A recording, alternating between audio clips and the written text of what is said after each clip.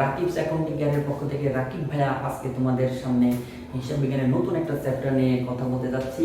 তোমরা যারা যে যেখান থেকে আমার ভিডিওটা দেখছো তোমাদের সবাইকে জানাই আমার আন্তরিক শুভেচ্ছা এবং অভিনন্দন। তোমরা যারা একাদশ এবং দ্বাদশ শ্রেণীতে পড়াশোনা করছো এবং পাশাপাশি নবম এবং দশম শ্রেণীতে ব্যবসায় শিক্ষা শাখাতে পড়াশোনা করছো, তোমাদের সবার জন্য আমার আজকের আয়োজন। পাশাপাশি তোমরা যারা ঢাকা বিশ্ববিদ্যালয় সহ দেশের অন্যান্য বিশ্ববিদ্যালয়ে পরীক্ষা দিতে ইচ্ছুক, তোমাদের সবার জন্যই কিন্তু আজকের আয়োজন। আজকে তোমাদের জন্য যে আয়োজন সেটা হচ্ছে হিসাব সমীকরণ। হিসাব সমীকরণ হচ্ছে হিসাব বিজ্ঞানের একটা মোস্ট ইম্পর্ট্যান্ট একটা চ্যাপ্টার, যে চ্যাপ্টারটা নিয়ে অনেকে অনেক কনফিউশনে থাকে। কারণ এখানে একটা 10 মার্কের কোশ্চেন হয়ে থাকে। যারা নবম এবং দশম শ্রেণীতে পড়াশোনা করো তোমরা কিন্তু অনেকেই জানো যে এখানে একটা 10 মার্কের কোশ্চেন হয়ে থাকে। পাশাপাশি ইন্টারমিডিয়েট এর ক্ষেত্রেও কিন্তু 10 মার্কের একটা প্রশ্ন হয়ে থাকে।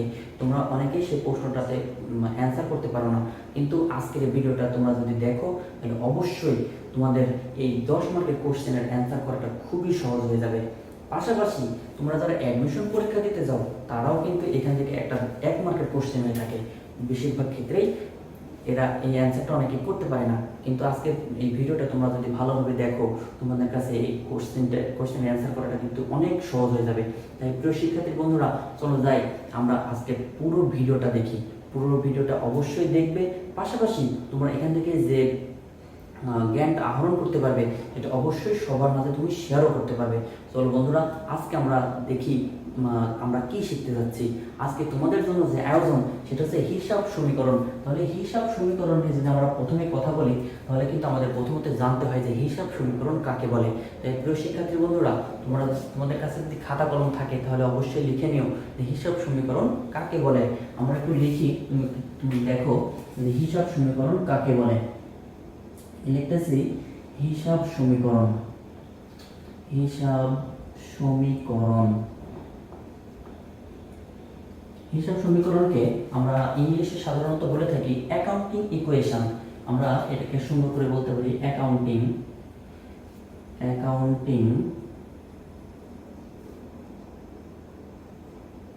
ইকুয়েশন, হিসাব সমীকরণ।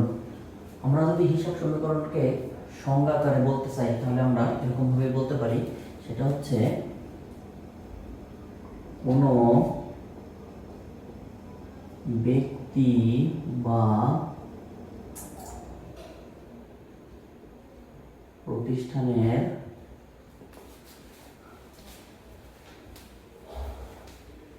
সম্পদ, দায় ও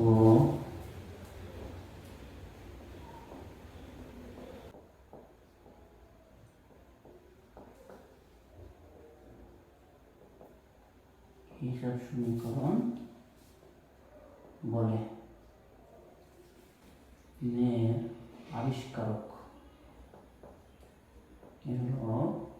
আবিষ্কারক আমেরিকান হিসাব বিজ্ঞানীগণ। আমেরিকান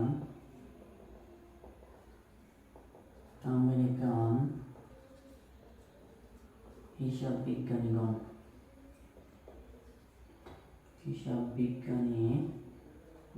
প্রিয় শিক্ষার্থীরা, তোমরা জেনে অবাক হবে যে আসলে হিসাব সমীকরণের আবিষ্কারও কিন্তু লুকা পেসোয়েলি নাই। আমাদের হিসাব বিজ্ঞানের হিসাব সমীকরণের আবিষ্কারও কিন্তু লুকা পেসোয়েলি নাই। আমরা বলছি তাকে আমেরিকান হিসাব বিজ্ঞানীগণ। এখন এখানে আরো কয়েকটা গুরুত্বপূর্ণ প্রশ্ন হয়েছে। প্রতিটি লেনদেন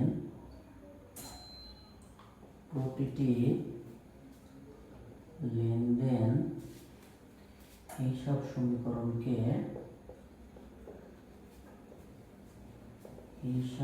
সমীকরণকে প্রভাবিত করে।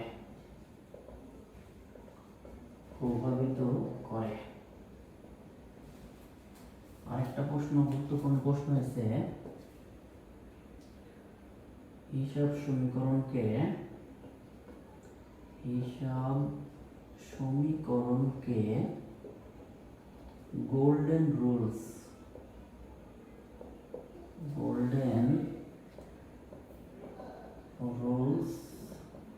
বা স্বর্ণসূত্র বলা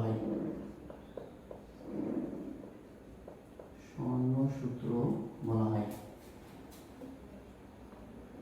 প্রশিক্ষিতরা দেখো আমি অনেক গুরুত্বপূর্ণ 3টা প্রশ্ন অ্যান্সার করে দিয়েছি। সেটা হচ্ছে কি হিসাব সমীকরণের আবিষ্কারককে, তাহলে আমরা অবশ্যই বলবো যে হিসাব সমীকরণের আবিষ্কারক হচ্ছে আমেরিকান হিসাব বিজ্ঞানীগণ।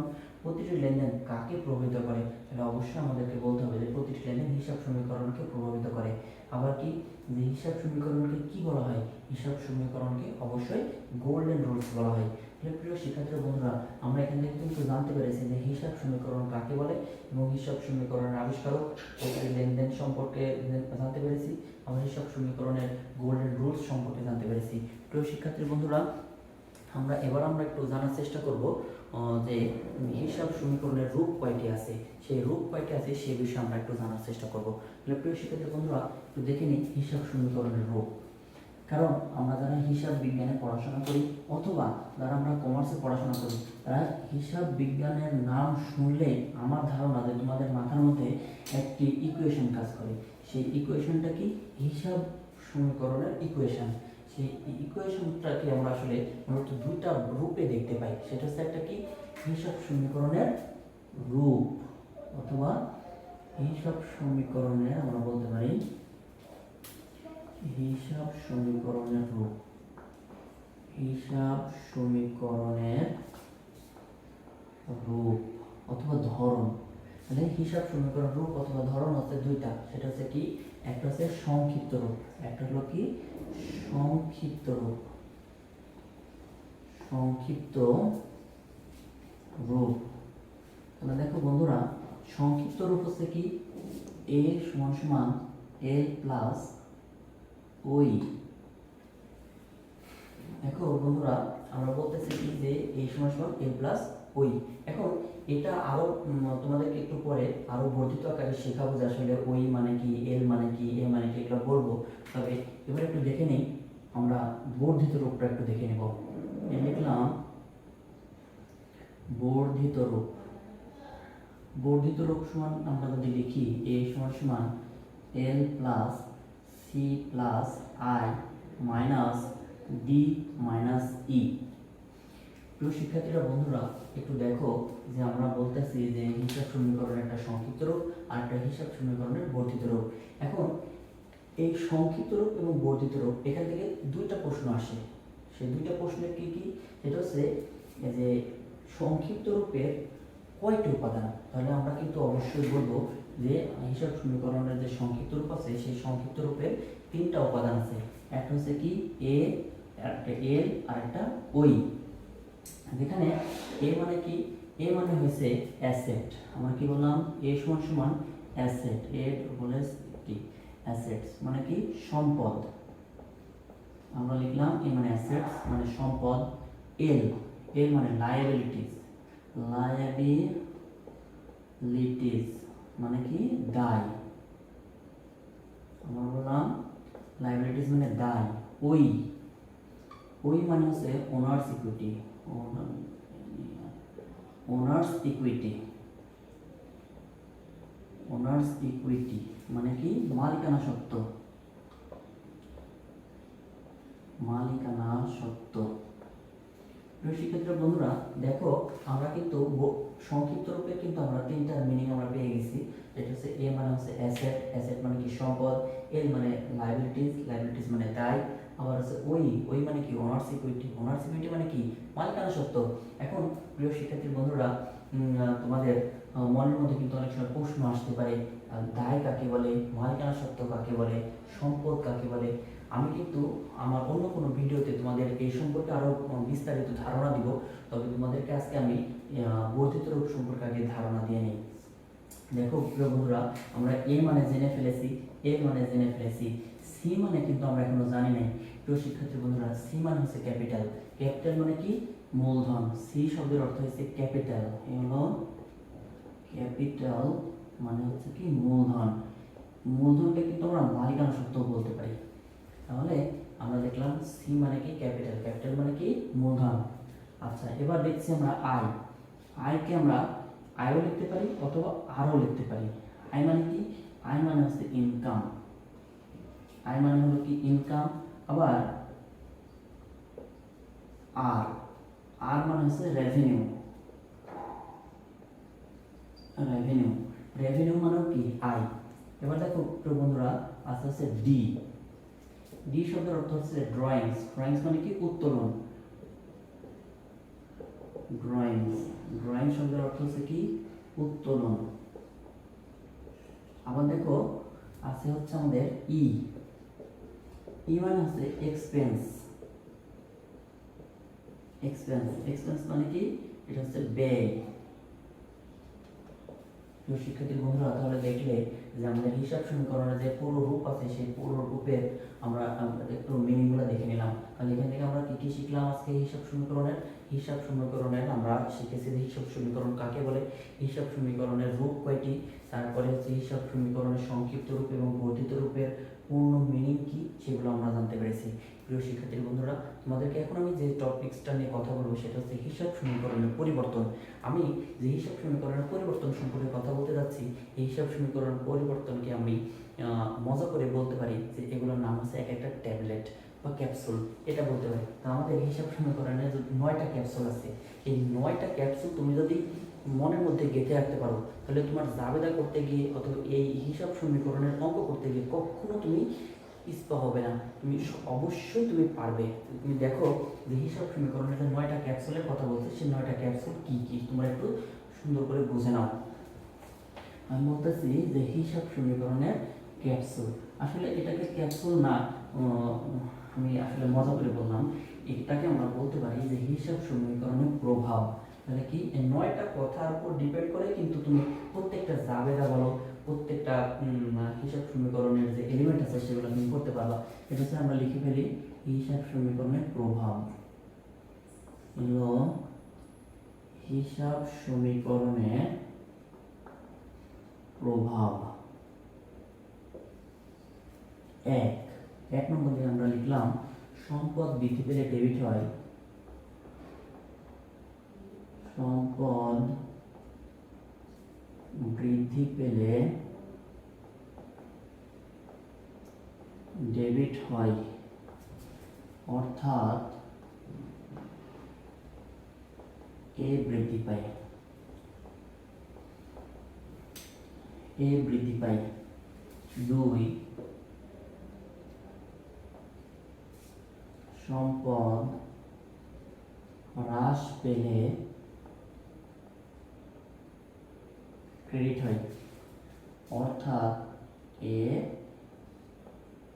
হ্রাস পায়। আর যদি এর পরেরটা লিখি, এটা হচ্ছে দায় বৃদ্ধি পেলে, দায় বৃদ্ধি পেলে ক্রেডিট হয়, অর্থাৎ এল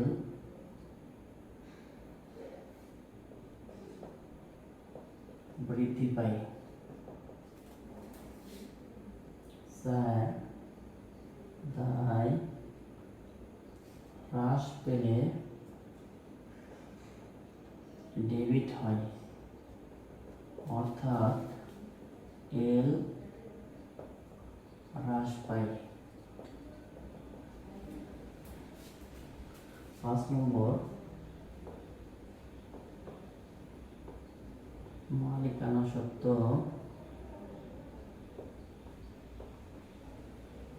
বৃদ্ধি পেলে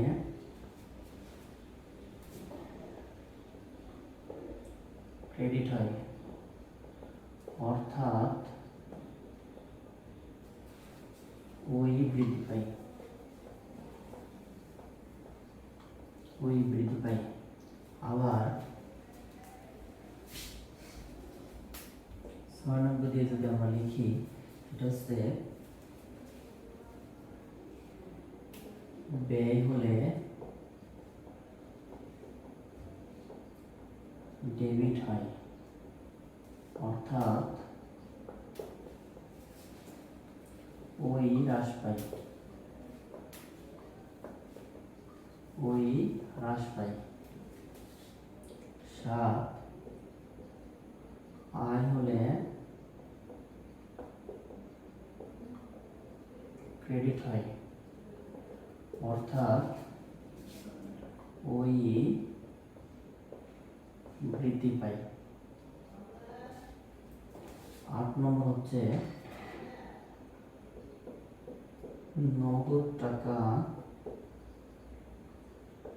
আসলে নগদান হিসাব ডেবিট, নগদান হিসাব ডেবিট হয়। 9 নগদ টাকা চলে গেলে নগদান হিসাব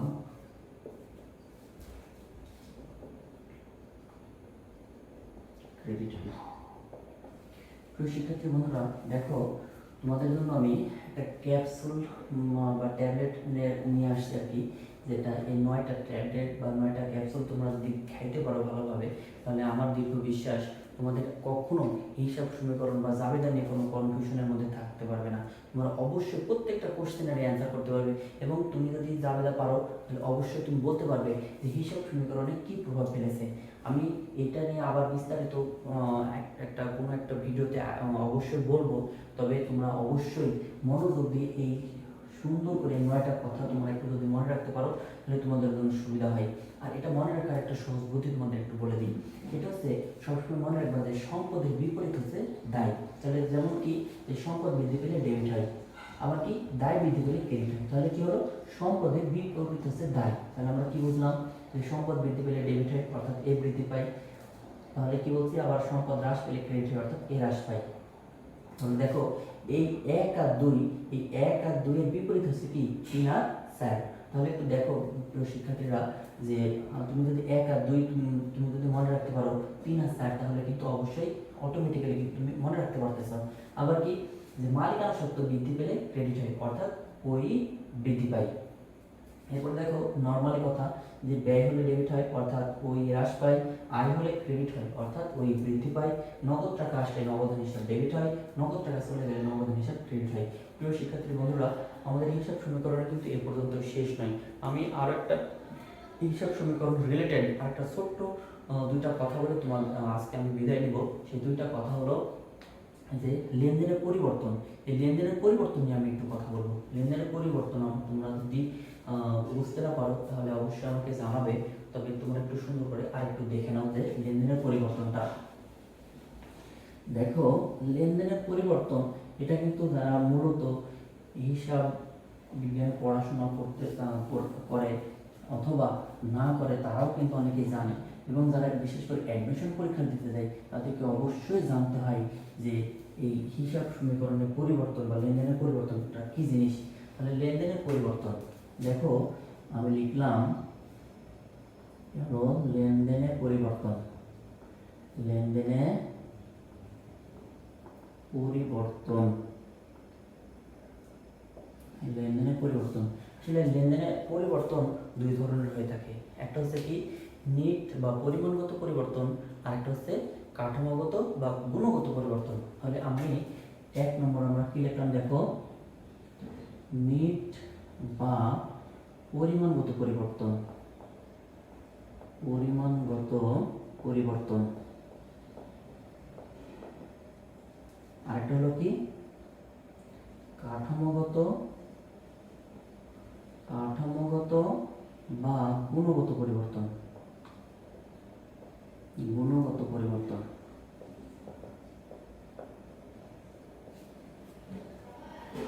এটা আমরা সংক্ষেপে এরকম ভাবে লিখতে পারি, এটা হচ্ছে কি নিপা পরিবর্তন, নিপা পরিবর্তন। আর একটা আমরা সংক্ষেপে বলতে পারি কাগু পরিবর্তন। যদিও কথাটা হাস্যকর, তারপরে তোমাদের বোঝার সুবিধার্থে আমি লিখে নিলাম যে একটা হচ্ছে কি নিট বা পরিমাণগত পরিবর্তন, আর একটা কাঠামোগত বা গুণগত পরিবর্তন। তাহলে আমি এই যে কথাটা বললাম এটা কিন্তু তোমাদের জন্য অবশ্যই বোধগম্য নয়, যারা নতুন তাদের জন্য অবশ্যই বুঝতে কষ্ট হচ্ছে, কিন্তু তোমাদেরকে বোঝার সুবিধার্থে আমি অবশ্যই সেটা ক্লিয়ার করে দেবো। এটা হচ্ছে কি প্রথমতই আমরা একটু দেখে নিই যে নিট বা পরিমাণগত পরিবর্তন। নিট বা পরিমাণগত পরিবর্তন হচ্ছে যে লেনদেনের ফলে হিসাব সমীকরণের 2 দিকে পরিবর্তন হবে, তাহলে সেটা হচ্ছে নিট বা পরিমাণগত পরিবর্তন। যেমন আমরা উদাহরণের মাধ্যমে যদি বলতে পারি, এটা হচ্ছে কি যে বেতন প্রদান করা হলো। দেখো, বেতন প্রদান করা হলো 10,000 টাকা। বেতন প্রদান করা হলো 10,000 টাকা। এটা যদি আমরা বলি তাহলে আমাদের প্রশ্ন আসতে পারে যে বেতন প্রদান করা হলো 10,000 টাকা, এটা কি ধরনের পরিবর্তন? তাহলে কিন্তু তোমরা অবশ্যই বলতে পারবে না যারা জানো না, আর যারা জানো তাহলে অবশ্যই বলতে পারবে। আজকে যারা জানো না তারা যদি আমার আজকের ভিডিওটা দেখো অবশ্যই তুমি কিন্তু বলতে পারবে যে আসলে কি ধরনের পরিবর্তন হয়েছে। দেখো, এটাকে আমরা যদি ভাঙি বা এটা যদি আমরা দুটা পক্ষকে আমরা বিশ্লেষণ করি, সেটা হচ্ছে কি বেতন প্রদান করা হলো, তার মানে কি বেতন প্রদান করলে আমাদের ব্যয় হয়, আর ব্যয় হলে কি হয়? ব্যয় হলে ডেবিট হয়। তার মানে আমরা লিখলাম বেতন হিসাব ডেবিট, বেতন হিসাব ডেবিট লিখলাম। আর এটা কি বেতন প্রদান করার ফলে কি নগদ টাকা চলে যাচ্ছে না আসছে? নিঃসন্দেহে নগদ টাকা চলে যাচ্ছে। আর আমরা কিছুক্ষণ আগে আমাদের যে ক্যাপসুলটা শিখেছি সেই ক্যাপসুলে লিখে রাখছি যে নগদ টাকা চলে গেলে নগদান হিসাব ক্রেডিট হয়। আমরা লিখলাম নগদান হিসাব ক্রেডিট, নগদান হিসাব ক্রেডিট। দেখো প্রিয় বন্ধুরা, যে বেতন হিসাব আর নগদান হিসাব এটা দুইটা হিসাব, যেখানে আমরা যদি বলি যে বেতন একটা কি ব্যয়, ব্যয় হলে কি হয়? ওই হ্রাস পাই। দেখো তোমরা, আমি যে কথাটা বললাম অবশ্যই যে 9টা ক্যাপসুল লিখে দিচ্ছি না, সেই 9টা ক্যাপসুল তোমরা একটু মিলিয়ে নিবা যে রাকিব ভাই কি বলতেছে, তাহলে তোমাদের জন্য সুবিধা হয় আর কি। বেতন হিসাব ডেবিট, বেতন কি বৃদ্ধি পেয়েছে অর্থাৎ ব্যয় বৃদ্ধি পেয়েছে, ব্যয় বৃদ্ধি পেলে না কি হয়? ডেবিট হয়, অর্থাৎ ব্যয় হলে ডেবিট হয়, তাহলে ওই হ্রাস পাই। দেখো ওই হ্রাস। আবার নগদান হিসাব ক্রেডিট, নগদান আমাদের একটা চলতি সম্পদ। তোমরা একটু যদি ভালোভাবে বুঝো যে নগদান যেহেতু আমাদের একটা চলতি সম্পদ, তাহলে কি হয়? যে নগদ টাকা চলে যাচ্ছে, অর্থাৎ আমরা কি বলছি? নগদ টাকা চলে গেলে নগদান হিসাব ক্রেডিট হয়। আবার আমরা আরেকটা শিখেছি যে সম্পদ হ্রাস পেলে কিন্তু কি হয়? ক্রেডিট হয়। তাহলে দেখো এখানে কিন্তু এ হ্রাস পাচ্ছে, এ হ্রাস। তাহলে প্রিয় শিক্ষার্থী বন্ধুরা, তোমরা যদি একবার ফলো করো যে আমাদের হিসাব সমীকরণের সংক্ষিপ্ত রূপ আছে কি? এ সমান সমান এল প্লাস ওই। দেখো তো বন্ধুরা, দুই দিকে পরিবর্তন হচ্ছে কিনা? একবার এ হ্রাস পাচ্ছে আর একবার কি? ওই হ্রাস পাচ্ছে। দ্যাট মিন্স এ হ্রাস আর ওই হ্রাস। কয় দিকে পরিবর্তন হলো? এখানে কিন্তু দুই দিকে পরিবর্তন হলো। আর দুই দিকে যদি পরিবর্তন হয় তাহলে সেটাকে আমরা কি বলবো? নিট বা পরিমাণগত পরিবর্তন। তাহলে আমার ধারণা যে তোমরা একটা উদাহরণের মাধ্যমে তোমরা বুঝতে পেরেছো যে লেনদেনের ফলে হিসাব সমীকরণের দুই দিকে পরিবর্তন হবে, সেটার নাম নেট বা পরিমাণগত পরিবর্তন।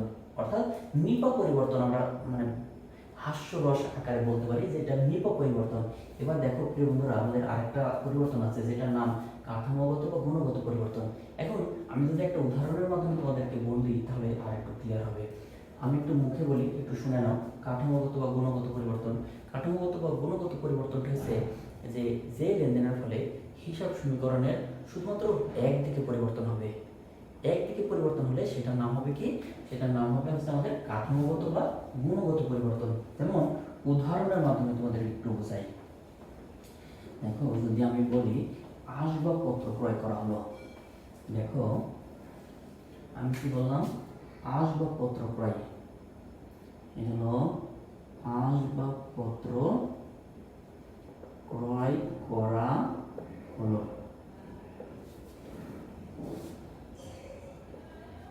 20,000 টাকা। দেখো প্রিয় শিক্ষার্থী বন্ধুরা, এটাকে যদি আমরা আবার কি করি?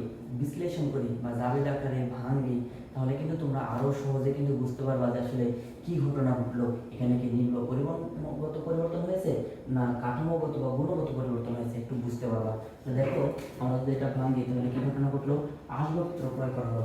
আসবাবপত্র ক্রয় করলে নিঃসন্দেহে আমাদের সম্পদ বৃদ্ধি পায়, আর সম্পদ বৃদ্ধি পেলে আমরা ক্যাপসুলে কিন্তু লিখেছি যে আর সম্পদ বৃদ্ধি পেলে ডেবিট হয়। তাহলে আমরা সম্পদ কি কোন সম্পদ বৃদ্ধি পাচ্ছে? আসবাবপত্র বৃদ্ধি পাচ্ছে। এই জন্য আমরা এখানে লিখবো কি? আসবাবপত্র হিসাব ডেবিট, আসবাবপত্র হিসাব ডেবিট। এখন দেখো আসবাবপত্র ক্রয় করলে নিঃসন্দেহে নগদ টাকা চলে যায়, আর আমরা ক্যাপসুলে কি শিখলাম? যে নগদ টাকা চলে গেলে নগদান হিসাব ক্রেডিট হয়। সুতরাং এখানে কিন্তু আমরা কি লিখবো? নগদান হিসাব ক্রেডিট, লিখলাম নগদান হিসাব ক্রেডিট। তাহলে প্রিয় শিক্ষার্থী বন্ধুরা, তোমরা যদি আমার যে ক্যাপসুলের কথা বললাম সেই ক্যাপসুলটা একবার ফলো করো, উপরের দুইটা, তাহলে কিন্তু ইজিলি তুমি বুঝতে পারবা যে সম্পদ বৃদ্ধি পেলে ডেবিট হয়, অর্থাৎ এ বৃদ্ধি পায়। তাহলে দেখো তো আসবাবপত্র কি, এখানে ডেবিট আছে না ক্রেডিট আছে? অবশ্যই ডেবিট আছে। আর ডেবিট মানে কি? সম্পদ ডেবিট মানে এ বৃদ্ধি। তাহলে আমরা লিখলাম এখানে কি, এটা হচ্ছে এ বৃদ্ধি। আবার দেখো নগদানটা, এটা হচ্ছে আমাদের একটা চলতি সম্পদ। তাহলে চলতি সম্পদ এখানে কি ক্রেডিট আছে। ক্রেডিট মানে কি হ্রাস। সহজ কথা, সম্পদ ক্রেডিট মানে হচ্ছে সম্পদ কি পেয়েছে, হ্রাস পেয়েছে। সুতরাং আমরা এখানে বলতে পারি নগদ টাকা হ্রাস পেয়েছে। দ্যাট মিন্স কি হ্রাস পেয়েছে, এ হ্রাস পেয়েছে, এ হ্রাস। তাহলে প্রিয় শিক্ষার্থীরা একটু দেখো তো বন্ধুরা, যে আমাদের যে হিসাব সমীকরণ আছে এ সমান সমান এল প্লাস ওই, দেখো তো এখানে একবার এ বৃদ্ধি পাচ্ছে, আবার কি এ হ্রাস পাচ্ছে। দ্যাট মিন্স এই একটা উপাদানই একবার কি পাচ্ছে, বৃদ্ধি পাচ্ছে, আর একবার হ্রাস পাচ্ছে। দেখো দুই দিকে পরিবর্তন হয় নাই, পরিবর্তন হচ্ছে কয় দিকে, একদিকে। সুতরাং একদিকে পরিবর্তন হলে সেই পরিবর্তনটাকে আমরা কি করব, কাঠামোগত বা গুণগত পরিবর্তন। তাহলে দেখো বন্ধুরা, আমরা আজকের যে ক্লাসটা শিখলাম সেই ক্লাসে কিন্তু অনেক গুরুত্বপূর্ণ একটা টপিকস শিখেছি, সেটা হচ্ছে হিসাব সমীকরণ। আর এই হিসাব সমীকরণটা কিন্তু তোমাদের মাঝে মনে হয় অনেক ভীতি সৃষ্টি করে, কিন্তু আমার দৃঢ় বিশ্বাস তোমরা যারা এই পুরো ভিডিওটা খুব সুন্দর মনোযোগ সহকারে দেখেছো তাদের কাছে এই হিসাব সমীকরণটা খুব বেশি কঠিন হবে না। তবে তোমাদের কাছে রিকোয়েস্ট, সেটা হচ্ছে আমি যে ক্যাপসুল, যে 9টা ক্যাপসুল দিয়েছি বা 9টা যে কথা লিখেছি, তোমরা যদি পারো 9টা কথা তুমি সব সময় মনে রাখবা, তাহলে আমার দীর্ঘ বিশ্বাস তোমার যে নবম বা দশম শ্রেণীতে পড়ো অথবা ইন্টারমিডিয়েট ফার্স্ট ইয়ার বা সেকেন্ড ইয়ার, অর্থাৎ যে সময় তুমি পড়াশোনা করো না কেন, এই 9টা কথার উপর ডিপেন্ড করে কিন্তু তুমি প্রত্যেকটা জাবেদা পারবা, তুমি প্রত্যেকটা খতিয়ান করতে পারবা। তুমি এখান থেকে কিন্তু হিসাব জ্ঞান আরও চ্যাপ্টারগুলো আছে সবগুলো চ্যাপ্টারে কিন্তু অ্যান্সার করতে পারবা। তাই প্রিয় শিক্ষার্থীরা, তোমরা যারা ধৈর্য ধরে আমার ভিডিওটা দেখলে তোমাদের সবাইকে আবারও প্রাণঢালা অভিনন্দন, এবং এরপরে নেক্সট ভিডিওতে তোমাদের সাথে অবশ্যই দেখা হবে ইনশাল্লাহ। সে পর্যন্ত তোমরা ভালো থেকো, সুস্থ থেকো এবং